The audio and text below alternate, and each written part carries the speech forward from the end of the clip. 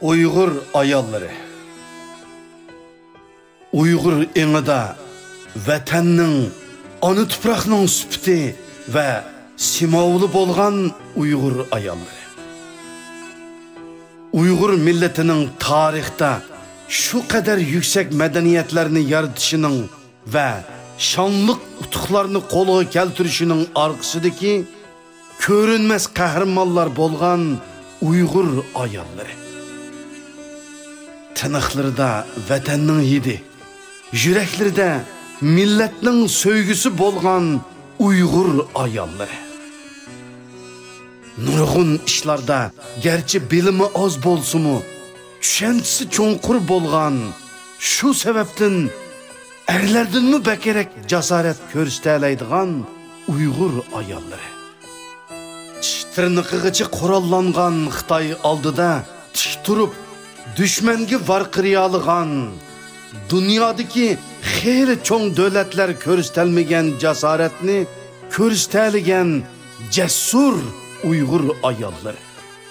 Erlerini ularının en yaxşı çağlarıdırla emas, belki ahvali en yaman çağlardımu kucaqlap, yıkılgan cayidin turğuzup, ilham berip, acizlikten güçlük kılalaydıgan Uyghur ayolları.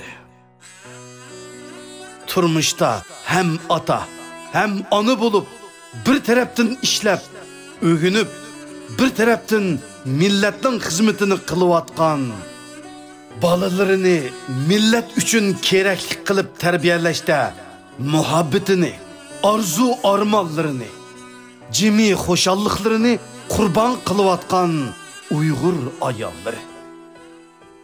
Cismani güzellikle emas, akıl parasette, ahlak pezilette, cesaret ve himmette Uygur'unu pəxirləndirdiğen Uygur ayolları. Esilliqiga yarışa, esil cüplerge erişelmey, turmuşda köngülsizliklerge uçurusumu, özünün esilliqini yoqatmay kelgen, tumurida tumarisinin qeni bolgan Uygur ayolları. Erler üçün vatandek vazgeçelmez bolgan, vatanimizning iffat nomusi bolgan Uygur ayolları. Uygurlarning haqiqiy qahramonlari bolgan, qahramonlarni tug'ib, qahramonlarni yetishtiradigan Uygur ayolları. Fidokorlikni tushunib qolmasdan, balki o'zini fido qilishni biladigan fidokor Uygur ayolları. Adalet berpa qilishning sharti bolgan, adalet berpa qilgan ve adalet üçün küreş qilgan milletning onilari bolgan Uygur ayolları.